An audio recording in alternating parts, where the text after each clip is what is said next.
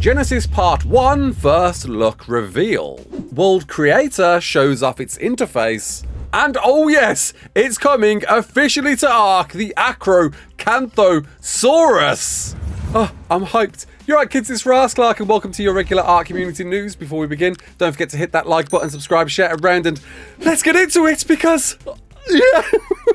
The Acro is officially arriving, and well, arriving very sooner than I thought. Being one of the remaining few of the ARK Edition's creatures promised to arrive to vanilla base game ARK courtesy of Garuga, who originally made these creatures. Well, I took heed on some caution preservation on this being possibly the last of the ARK Editions to arrive because of how monstrous of a beast this thing is. But Wildcard or Garuga said no, now is the time to bring it in, and boy are you in for a surprise if you've never checked this out before. Released with a brand new render, I'm guessing once again made by the very talented Mr. Fuego, we can of course see that release date of March the 31st, with a wonder how different it's going to be from the mod that you've seen so far. There's of course been a modded version of this available, and of course way back in ASE, this has been quite an iconic creature for a lot of people throughout the ARK community that I'm sure will agree with me. It's a pleasantry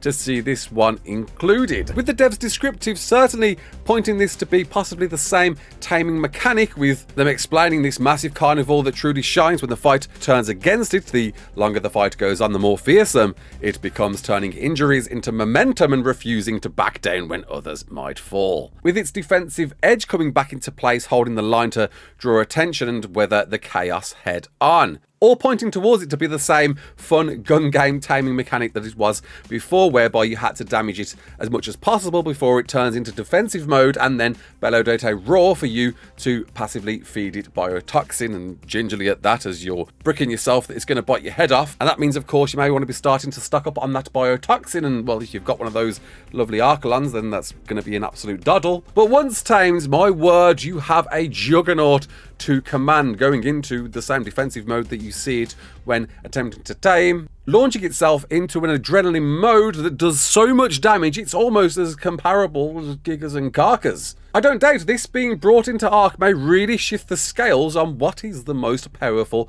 creature around for you to command. Not only are these absolute monsters to contend with the best, they're pretty quick on their feet as well, and I'm pretty sure the modded versions were allowed to go into boss fights. Yes, they were. There we go. It's playing for me right now. Questioning if some balance will come into play when they join vanilla, if they'll be even allowed to join boss fights or be weakened to accommodate those fights instead. Nevertheless, the Cryolo that we got, of course, arrived with Lost Colony did have a few tweaks to it in terms of its taming mechanics, so it's a wonder if maybe we'll see some fine-tuning to this. But either way, I am very excited to check this one out when it comes to base game at the end of the month. Something else that's coming out in a few more months is an entirely remade Genesis Part 1, and boy oh boy, it certainly seems to be. Wildcard offered us a very first look at the map-wide ocean biome that's going to be encompassing the entire simulation map, with a lot of new things simulated this time around. Of course, the ocean physics are completely ramping up from what you've seen so far. Up until now, ARK Ascended has been running with a Fluid Ninja plugin, some restricted version of that plugin, and it seems that Wildcard are now ticking all of those functionable buttons to allow it to do everything it can. The question of course is, how well is this possibly going to run? There is of course a Unreal Engine upgrade planned possibly for around the same time. I don't doubt it may be in anticipation for this. But these new water features are certainly paramount to what you're going to be commanding. Wildcard explained that this asset here in this shot in particular is an actual Atlas asset that they've temporarily borrowed from that, but expects brand new ships built specifically for ARK Survival Ascended. Looking to be the sloop ship that we recently had a little play with ourselves, I'm not out of the question of seeing these Atlas assets. I know there's been a big debate surrounding Atlas assets, but hey, bring some new ship designs in, why not? But why not have the original Atlas ship designs in too? They're already there, they're already existing. Wildcard have already iterated that they love all of the Atlas assets, and why not use them on top of the new ones that you're making? Of course, there's a lot of challenge ahead in how exactly these ships are going to collide well with the environment and your players. You may know pretty well, if you've used a raft in ARK Ascended, the collision physics aren't the best. Your player can be floating all around. The minute you build anything on those, it can all get a bit mishmashy. And I understand this is more to try and deviate around meshing issues by being able to push your raft into someone else's raft or into a terrain or something like that, and possibly why the collision coding when we recently played Atlas seemed so much better. Wildcard, of course, learning the mistakes with rafts to implement into ARK Ascended, but now with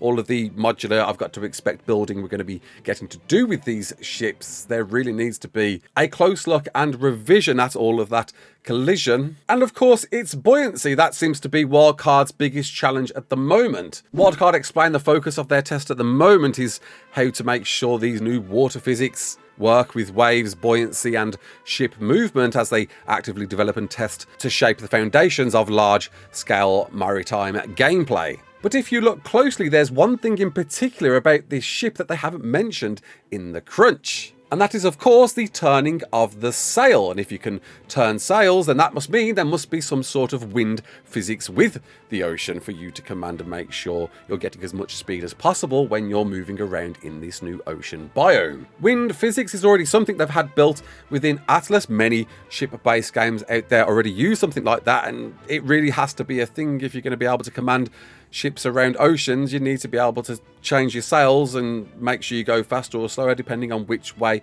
they're facing. And it looks like you'll need that speed to race to these new procedurally generated islands. Wildcard explained to expect semi-procedural islands and fortresses to discover, with maybe those words procedurally generated hitting a bit of a nerve when you look back at what that meant way back when for ASE, but I wouldn't be too alarmed. I'm expecting some sort of development following the procedural generation of the outposts that you've seen in Lost Colony, whereby they can be looking a little bit different depending on which one you take, and I expect to see exactly the same as this, but in an island or fortress based version. So they're not all completely differently procedurally generated islands, but they will be one of a few different sets that can generate for you to explore and claim your booty. And with that, I think it's fair to expect even more NPCs to arrive with Genesis 1, with I guess some different variations of thralls, pirates, skulls, skeletons, something along those manner of words there. We're going to see some form of NPCs, because if we're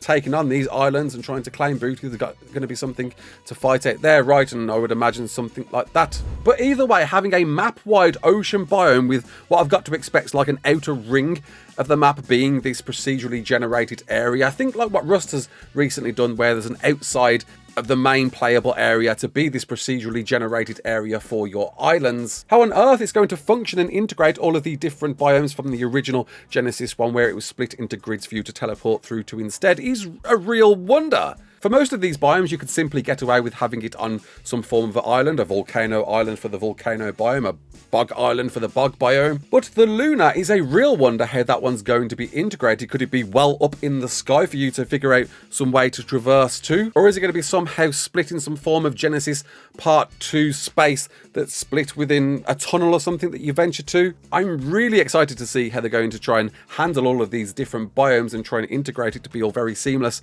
to be one big giant explorable map that it seems to be, rather than the teleporting functions that we had before. And now with it being very pirate themed focus, I guess it makes even more sense now to be a no flyer map like it was before. It didn't kind of really make sense back in the day. You'd see plenty of flyers and you wouldn't understand why you couldn't use them. But with the push drive for you to pilot ships to go and explore these differently procedurally generated islands, it makes sense now, right? The problem is, of course, there are a few other vehicles that fly, looking at the thing that you unlock in Genesis 1, the skiff, and of course the Bob's Tall Tales Zeppelin that can fly as well. What are Wildcard going to do to make sure that you can't use those and you're encouraged to use the ships instead? And that's before we even talk about missions and how on earth they're going to be able to integrate all of that within this new giant explorable world. Either way, this is shaping up to be a very hotly anticipated map launch for me especially. The original Genesis 1 fell to a lot of flat ears due to its restriction of biomes and the teleportation system and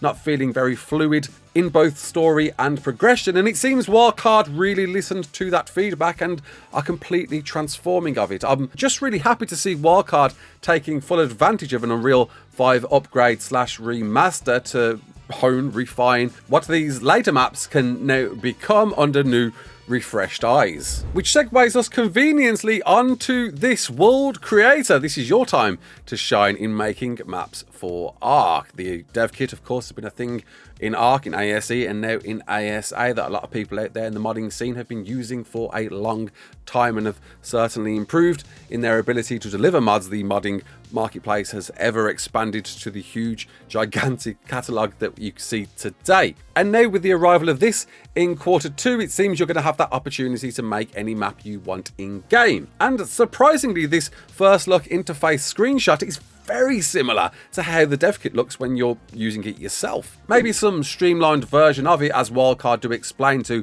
expect limitations on new art assets or deep construction, but all of the existing assets, it looks like, are going to be integrated, and you'll be able to place, modify, edit properties, reuse templates, adjust overall world settings, configure volumes and spawners, and get this, being able to add actual existing mods within your map that you're making, along with skin packs, and implement simple gameplay logic. The big question is, how user-friendly is this UI going to actually be? We've had a little play with the dev kit in the past, and it is easy enough to pick up. It takes a bit of a getting used to, and seeing that the parameters do seem to be very similar to what you see within the dev kit. I am worried a little bit on the clunkiness of this. If you've ever worked with the UI, you've ever tried to search something within your menu, you've tried to search for a different item to drop or use or whatever, you've noticed possibly some feedback on you literally inputting the letters to find that, especially on official servers. And I'm wondering, I'm cautious on how much feedback there's going to be when you're actually doing stuff like this,